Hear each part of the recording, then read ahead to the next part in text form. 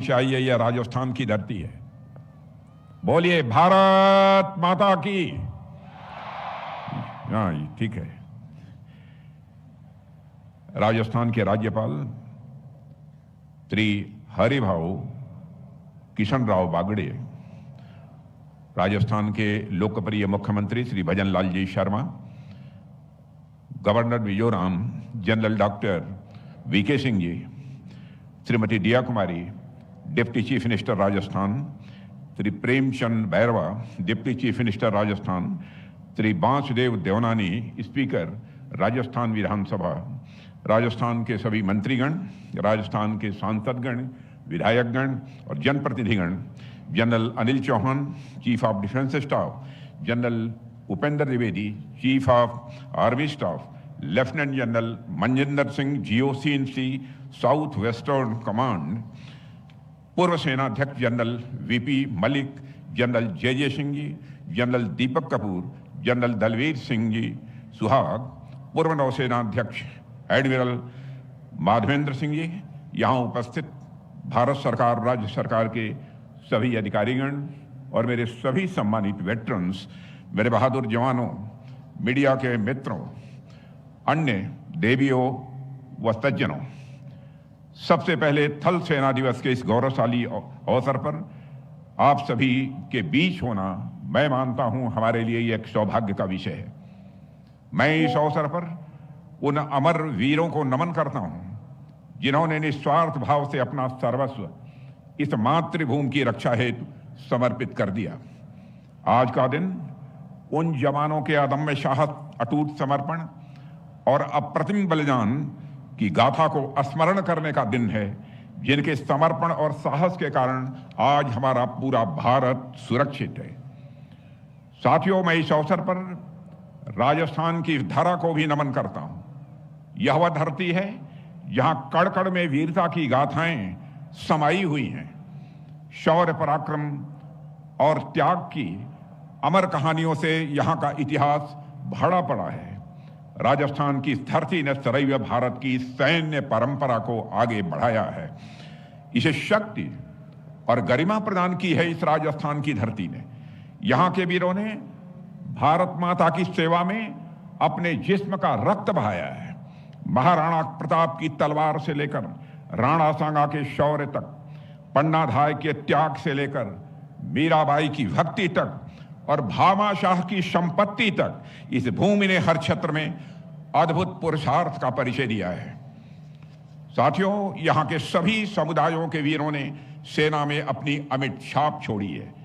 आज भी राजस्थान के अनगिनत युवा सेना के विभिन्न रेजिमेंट्स में सेवारत हैं और देश की सीमाओं पर अपनी जान की बाजी लगाए हुए हैं। इस वीरभूमि पर थल सेना दिवस के इस आयोजन पर मैं आप सभी को, खासकर आयोजकों को बधाई देता हूं। और जब यहाँ के ऐतिहासिक किलों, महलों और स्मारकों को हम देखते हैं तो हमें एक ऐसी विरासत के दर्शन होते हैं जो सैकड़ों वर्षों से मिलिट्री कैपेसिटी, स्ट्रेटजी और करेज का पोषण करती आई है। ऐसे में शौर्य भूमि पर शौर्य संध्या का उत्सव मनाना, मैं मानता हूं वास्तव में हमारे वीर सैनिकों के प्रति यह सच्ची श्रद्धांजलि है। साथियों, 15 जनवरी का यह दिन भारतीय इतिहास में स्वर्ण अक्षरों में अंकित है। सन 1949 1949 में आज ही के दिन इंडियन आर्मी ने पहली बार एक भारतीय सेनापति के नेतृत्व में कदम रखा। जनरल KM करियप्पा ने भारतीय सेना के पहले कमांडर इन चीफ के रूप में पदभार ग्रहण किया। वह घटना अपने आप में औपनिवेशिक मानसिकता से मुक्ति का, स्वाभिमान और स्वाधीनता की प्रतीक थी। तब से लेकर आज तक यह दिवस हमारे लिए केवल एक समारोह भर नहीं रहा, यह संकल्प का दिवस है। यह हमारे आत्म मंथन का अवसर है कि हमने अपने उन प्रोटेक्टर्स को, रक्षकों को के लिए क्या किया जिन्होंने हमारे सब कुछ अपना न्यौछावर कर दिया। वही भावना आज तक हमारी सेना में चली आ रही है। इसका एक नया और सशक्त उदाहरण हमें ऑपरेशन सिंदूर में भी देखने को मिला है। इस अभियान में भारत ने सिर्फ अपनी सैन्य ताकत ही नहीं दिखाई, बल्कि अपने राष्ट्रीय स्वभाव का भी परिचय दिया है।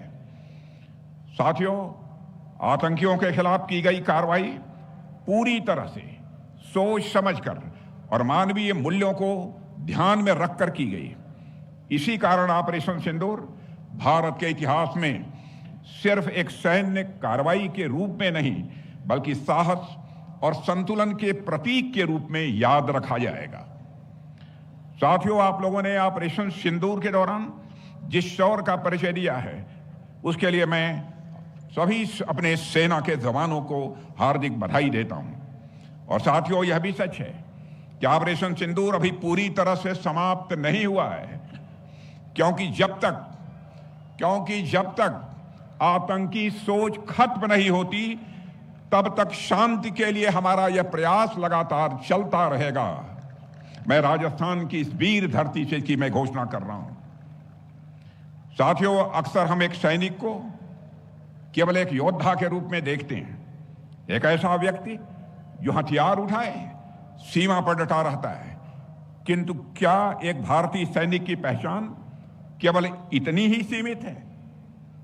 ऐसा मेरा मानना है कि भारतीय सैनिक सिर्फ योद्धा नहीं होता, बल्कि अपने आप में वह एक दार्शनिक होता है और एक स्किल्ड मैनेजर होता है, कुशल प्रबंधक भी वह होता है।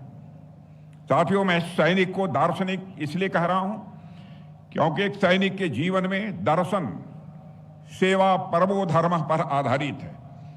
एक सैनिक अपना सब कुछ छोड़कर राष्ट्र की सेवा को समर्पित हो जाता है। निस्वार्थ सेवा के जिस दर्शन की बात हमारे शास्त्रों में की जाती है, उसका सबसे बड़ा उदाहरण तो एक सैनिक का जीवन ही होता है। एक सैनिक में आपको जहां कठोरता भी दिखेगी और कोमलता भी दिखेगी, और सैनिक अपने दुश्मन के प्रति कठोर होता है, किंतु आत्मसमर्पण कर चुके शत्रु के प्रति या फिर पीड़ित नागरिक के प्रति उसका हृदय कोमलता से भर जाता है। ऐसा होता है हमारा भारतीय सैनिक। साथियों, एक व्यक्ति में जिस तरह से विपरीत गुण हमें देखने को मिलते हैं, यह अपने आप में कोई विरोधाभास नहीं है, बल्कि एक यूनिक क्वालिटी है। साथियों, एक भारतीय सैनिक के लिए उसका कर्तव्य एक यज्ञ के समान होता है। वह युद्ध भूमि उसकी यज्ञशाला होती है और उसका त्याग उसकी आहुति होती है। वह जानता है कि इस यज्ञ का कोई व्यक्तिगत लाभ नहीं मिलने वाला है। एक सैनिक जानता है कि उसके सभी कर्मों का फल व्यक्तिगत नहीं, बल्कि संपूर्ण राष्ट्र की सुरक्षा और समृद्धि के रूप में प्राप्त होता है। और यह निस्वार्थ सेवा का वह उच्चतम आदर्श है जिसकी परिकल्पना हमारे ऋषियों और मनीषियों ने की थी। मुझे लगता है कि देश के सभी नागरिकों को, विशेषकर हमारे नौजवानों को, हमारे सैनिकों से राष्ट्र की निस्वार्थ सेवा का यह गुण सीखना चाहिए। साथियों, दार्शनिक के अलावा मैं सैनिक को एक कुशल प्रबंधक, एक स्किल्ड मैनेजर भी मानता हूं। ऐसा इसलिए क्योंकि सैनिक का संबंध सिर्फ युद्ध से नहीं होता। युद्ध तो बहुत रेयर देखने को मिलता है, कभी कभी देखने को मिलता है, लेकिन युद्ध की तैयारी यह रोजमर्रा की चीज होती है। आप देखिए, कोई भी साधारण युवा जब सेना में प्रवेश करता है तो उसके अंदर किस तरह से रेडिकल चेंजेस हमको देखने को मिलते हैं। सेना में उसे सिखाया जाता है कि स्वयं के लिए जीना क्या होता है और देश के लिए जीना क्या होता है, दोनों में अंतर क्या होता है, यह उसे सिखाया जाता है। उसे समय का महत्व समझाया जाता है कि एक सेकंड की देरी भी कभी कभी असंख्य लोगों के जीवन को दांव पर लगा सकती है। उसे शारीरिक कष्ट सहने की क्षमता विकसित करनी होती है, चाहे गर्मी हो, चाहे सर्दी हो, चाहे बर्फ हो, चाहे रेगिस्तान जैसी रेगिस्तान हो, उसे हर परिस्थिति में खुद को ढालना होता है। ऐसा होता है हमारा बहादुर भारत का सैनिक। साथियों, इन सबसे भी महत्वपूर्ण बात, उसे टीम वर्क सिखाया जाता है। और यह मेरा सौभाग्य है कि एक रक्षा मंत्री के रूप में मुझे सेना को बेहद नजदीकी से देखने का और ऑब्जर्व करने का अवसर भी मिला है। और मैंने हमेशा देखा है सेना में मैं नहीं बल्कि हम होता है। यहां पर्सनल कुछ नहीं होता, यहां व्यक्तिगत कुछ नहीं होता, यहां सब कुछ सेना का होता है। कोई भी निर्णय व्यक्तिगत नहीं होता, कोई भी जीत व्यक्तिगत नहीं होती, सब कुछ सामूहिक होती है। सही मायने में सेना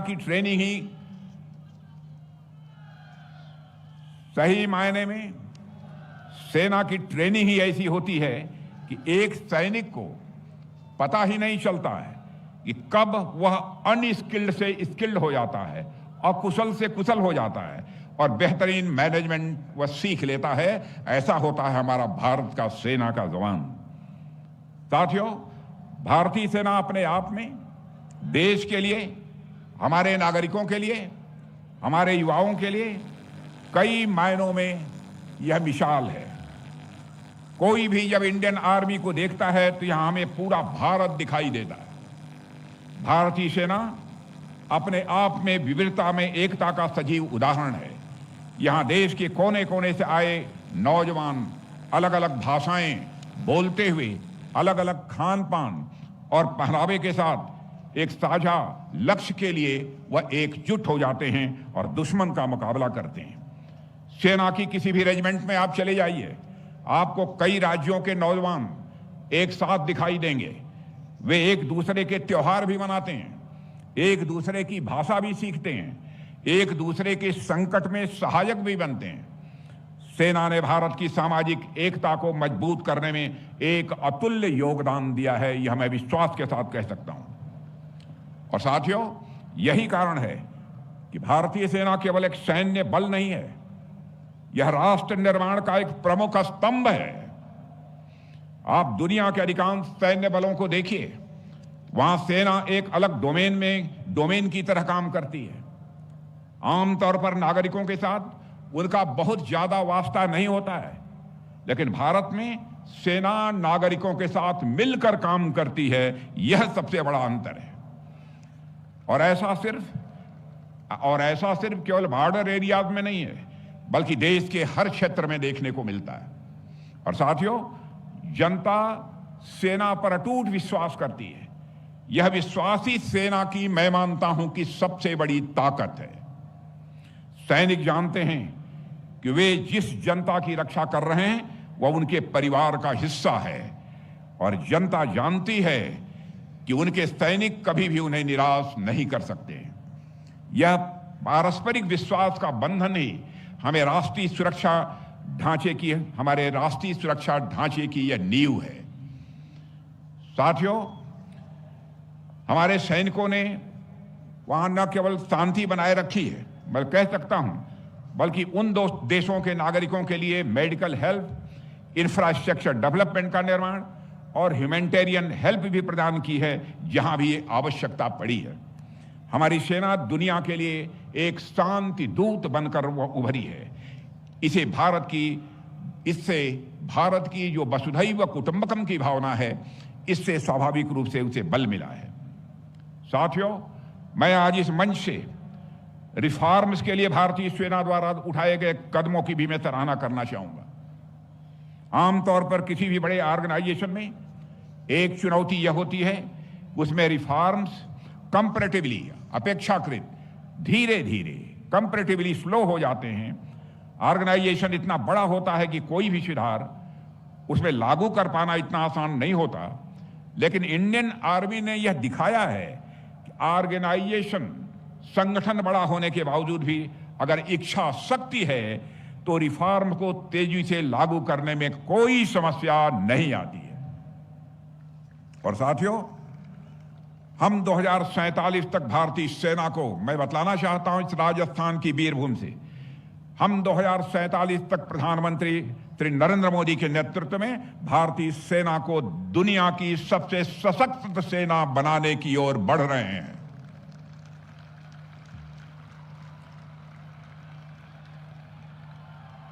और इसके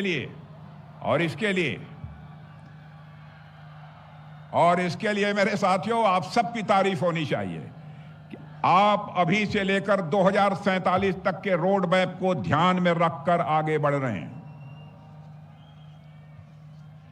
साथियों, इस समय हमारे आसपास दुनिया की जो स्थिति चल रही है उससे हम सभी वाकिफ हैं। हम एक ऐसे दौर से गुजर रहे हैं जहां स्थापित धारणाएं, एस्टैब्लिश्ड नोशंस या टूट रहे हैं या तोड़े जा रहे हैं। दुनिया अनसर्टेनिटी के दौर से गुजर रही है। ऐसे में यह बात तो पूरी तरह से स्पष्ट है कि सेनाओं का मजबूत रहना तथा सेनाओं का मॉडर्नाइज और आत्मनिर्भर रहना किसी भी देश के अस्तित्व के लिए जितना आज महत्वपूर्ण हो चुका है उतना पहले कभी नहीं रहा है। ऐसी स्थिति में सेनाओं का मजबूत रहना यह सर्वोपरि है। दूसरी ओर जो इंटर सर्विसेज लिंकेजेज हैं उनको भी लगातार मजबूत करना होगा मेरे साथियों, क्योंकि जैसे युद्ध के डायमेंशंस का विस्तार हो रहा है उसे देखते हुए अब कुछ भी अप्रत्याशित, अनएक्सपेक्टेड नहीं रह गया है। जिन बातों को पहले सिर्फ एक साधारण आर्थिक गतिविधि, इकोनॉमिक एक्टिविटी के रूप में देखा जाता था, स्ट्रेटजी के तहत आज उनका भी महत्व बहुत बढ़ गया है। हमारी सेनाएं हमारी प्राइमरी स्ट्रेंथ हैं, हमारी प्राथमिक ताकत हैं। इसलिए आपका सबके साथ फॉरवर्ड लुकअप कोलैबोरेशन यह आवश्यक है। और साथियों, हमने सेनाओं में महिलाओं की भूमिका को बढ़ाने में भी कई सकारात्मक प्रयास किए हैं। पारंपरिक रूप से महिलाओं को सेनाओं में सपोर्ट आर्म्स के रूप में बहाल किया जाता रहा है पहले, लेकिन प्रधानमंत्री जी का यह विजन रहा है कि महिलाओं की भूमिका को बढ़ाया जाए। इसलिए धीरे धीरे हमने इस दिशा में कदम उठाया है। मैं समझता हूं कि राजस्थान वासियों के द्वारा इसका स्वागत किया जाना चाहिए। लेकिन जितनी तेज तालियां होनी चाहिए उतनी तेज तालियां नहीं हुई महिलाओं के नाम पर। नारी सम्मान यह राजस्थान की परंपरा रही है। इसलिए धीरे धीरे मेरे साथियों, धीरे धीरे हमने इस दिशा में भी कदम उठाए हैं। धीरे धीरे इस दिशा में भी हमने कदम उठाए हैं। आर्मी में हमने 60 सर्विस कमीशन से कमीशन्ड महिलाओं को परमानेंट कमीशन में कन्वर्ट करने का प्रोविजन कर दिया है और जेंडर इक्वलिटी के एक बड़े मुद्दे को दूर किया है। नेशनल डिफेंस एकेडमी में ने एक महत्वपूर्ण कदम उठाते हुए 2021 में हमारी बेटियों के एडमिशन की भी शुरुआत कर दी है। यह हमारे लिए कोई आसान कदम नहीं था। कई प्रकार की ट्रेडिशनल और कल्चरल बाधाएं हमारे सामने थीं। यह बाधाएं आज भी हमारे समक्ष मौजूद हैं, परंतु हमारा प्रयास है कि हम लगातार इसी तरह महिलाओं को आर्म्ड फोर्सेज में ऐसे वातावरण प्रदान करें जिसमें उनको इक्वल अपॉर्चुनिटी मिले, यानी समान अवसर मिले।